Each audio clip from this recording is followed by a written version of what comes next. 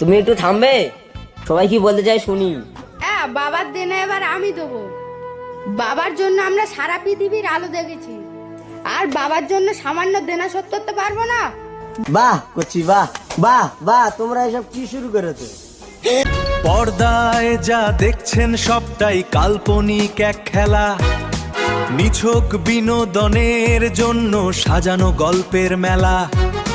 ধূমপান বা ঝুঁকিপূর্ণ কাজে নয় কোনো বাস্তবতা, নিরাপদ দূরত্ব রাখুন, এটাই আমাদের বার্তা। ধন্যবাদ।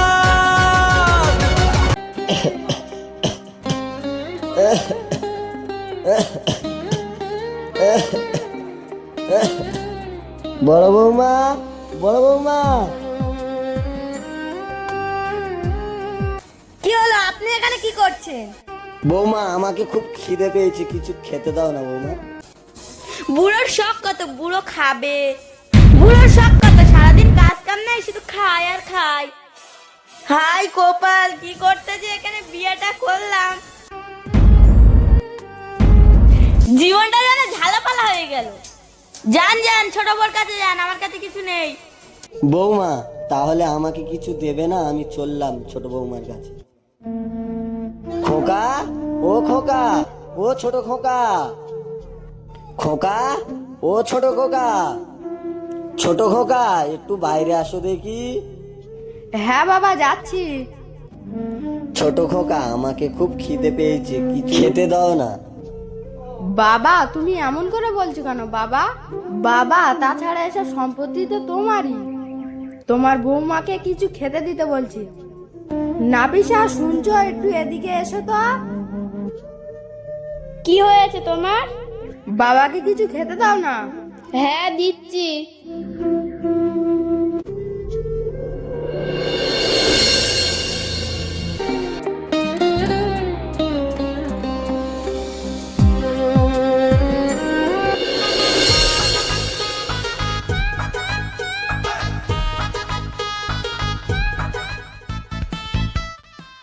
মনে হচ্ছে এই বাড়িটা, যাই দেখি।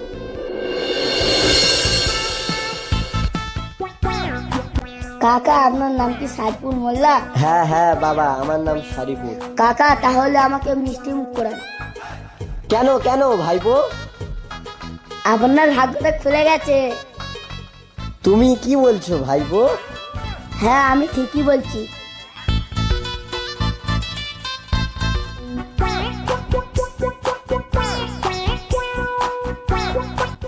আপনি যে কিছুদিন আগে লটারিটা কেটেছিলেন না, 1 কোটি টাকা ফেসেছে। তুমি কি বলছো বাবা? তুমি সত্যি বলছো তো? কিছুক্ষণ পরে আমার কেমিনে গিয়ে টাকাটাকে তুলে আনবে। ঠিক আছে বাবা, তুমি যাও।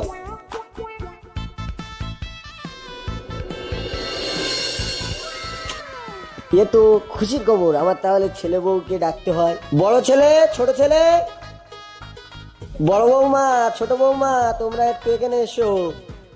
একবার এসে দেখে যাও কি কাণ্ড হয়েছে।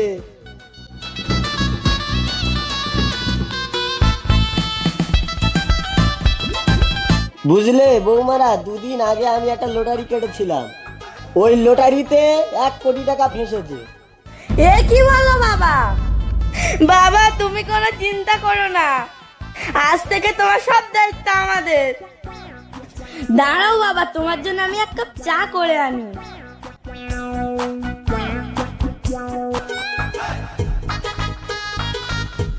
দাঁড়া বাবা, তোমার খুব কাশি হচ্ছে তাই না? আমি আদা দিয়ে চা করে আনি। বাবা, আমি একটু বাজারটা ঘুরে আসি, গিয়ে তোমার জন্য 2 কেজি খাসির মাংস কিনে আনি। বাবা, অনেক দিন তো হলো ভালো কিছু খাওয়াই না, আমি বাজারে গিয়ে খাসির মাংস কিনে আনি। ঠিক আছে, যাও। বাবা, বিধাতা যা করে মঙ্গলের জন্য করে। আচ্ছা বাবা, তুমি এখানে বসো, আমি ঘরে যাচ্ছি। ঠিক আছে বাবা, যাও।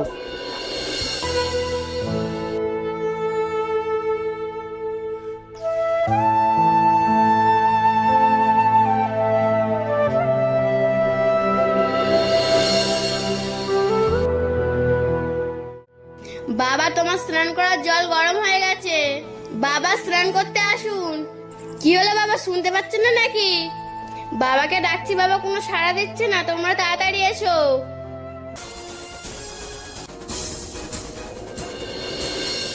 বাবা তোমার কি হয়েছে? বাবা বাবা তোমার কি হয়েছে? ওঠো না বাবা। দেখো না বাবা কোনো কথা বলছে না।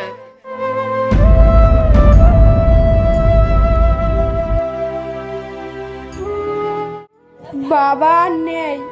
তুমি এসব কি বলছো? বাবা এমন করে মরতে পারে না।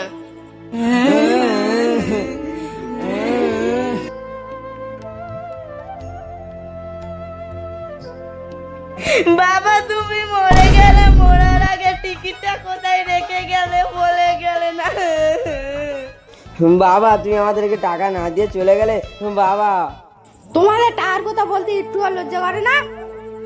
বাবা মারা গেছে, তোমরা টাকা নিয়ে পড়ে আছো।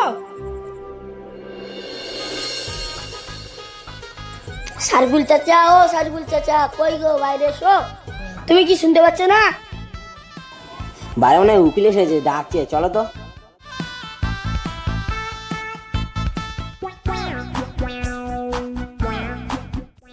দেখি আমিও যাই। কে আপনারা? এখানে কি চাই?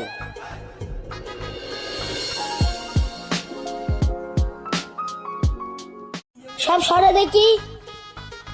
আপনার বাবা যে লটারিটা কেটেছিল ওইটা নকল ছিল, তাই আপনাদের জানাতে এসেছি। হাই গোপাল, এবার আমাদের কি হবে?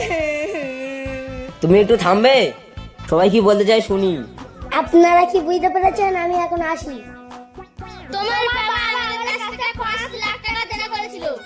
আমাদেরকে বলেছিল আজ বাড়িতে আসতে, সব টাকা মিটিয়ে দেবে। বাবা তো আর বেঁচে নেই, আজকে মারা গেছে।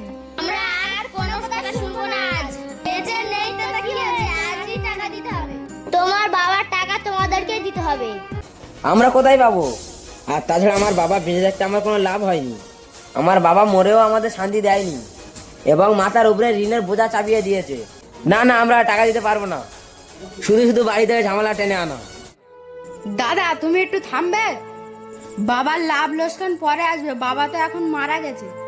বাবা মারা গেছে সেই কথা তুমি একটুও ভাবলে না? নিজের স্বার্থ নিজেই বজায় রাখলে। তোমাদের মতো অত আমার দরদ নেই। তোমার বাবার প্রতি অত দরদ থাকলে বাবার ঋণটা শোধ করো না। হ্যাঁ, বাবার দেনা এবার আমি দেবো। বাবার জন্য আমরা সারা পৃথিবীর আলো দেখেছি, আর বাবার জন্য সামান্য দেনা শোধ করতে পারবো না? দরকার হলে ঘর বাড়ি বন্ধক দিয়ে বাবার দেনা শোধ করবো। বাহ কচি, বাহ বাহ বাহ, তোমরা এসব কি শুরু করেছো? বাবা আপনি মরে যাননি? আমি মরে গেলে তোমরা খুব খুশি হতে না? তাছাড়া মরলে কি তোমাদের আসল রূপটা কি দেখতে পেতাম? তুমি এসব আবল তাবল কথা কি বলছো বাবা? হ্যাঁ বাবা, তাহলে সত্যিটা শোনো। উকিল বন্ধু এখানে বসুন। উকিল ভাই, আমার সম্পত্তিগুলো, আমার দুটো ছেলে আছে, দুটো ছেলের মধ্যে কার হাতে তুলে দেবো আমি বুঝতে পারছি না, আমাকে বুদ্ধি দিন না। ও বন্ধু, তোমার এই ব্যাপার? এ তো কোনো ব্যাপারই না। আমি এই বুদ্ধিটা দিচ্ছি, তুমি শোনো। তুমি মরার অভিনয় করে ছেলেদেরকে পরীক্ষা নিতে পারো। কিরকম পরীক্ষা? হেভি পরীক্ষা গো, এটা দেখো না। 100% এই পরীক্ষাটা সঠিক হবে। মরার অভিনয় করে ছেলেদের কাছ থেকে পরীক্ষা নাও। এ আবার কেমন পরীক্ষা বন্ধু?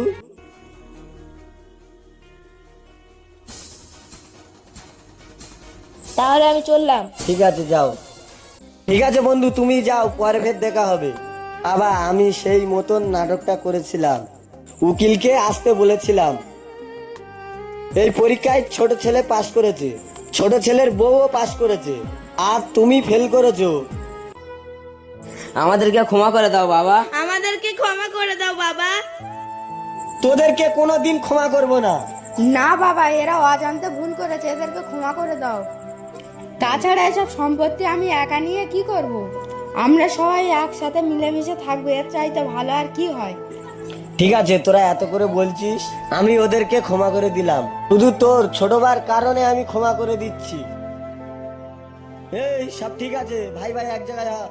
আমার যদি কোনো ভুলে থাকে ক্ষমা করে দিস ভাই। বড় ভাই কি ছোট ভাইয়ের কাছে কোনোদিন ক্ষমা চায়?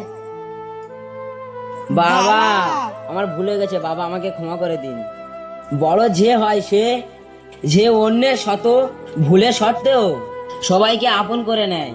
যে ছেলেরা ভাবে বাবা তাদের কাছে কাঁধের বোঝা, তারা জানে না বাবার মনে লুকানো তাদের জন্য প্রকৃতি ভালোবাসা।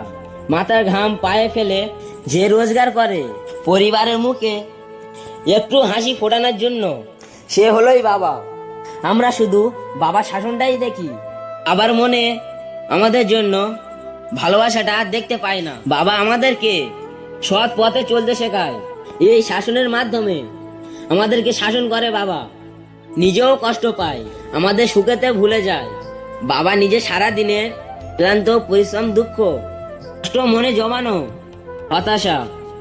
তাই সবাই বাবাকে একবার ভালোবাসতে শিখুন ও একবার ভালোবেসে জড়িয়ে ধরতে শেখো।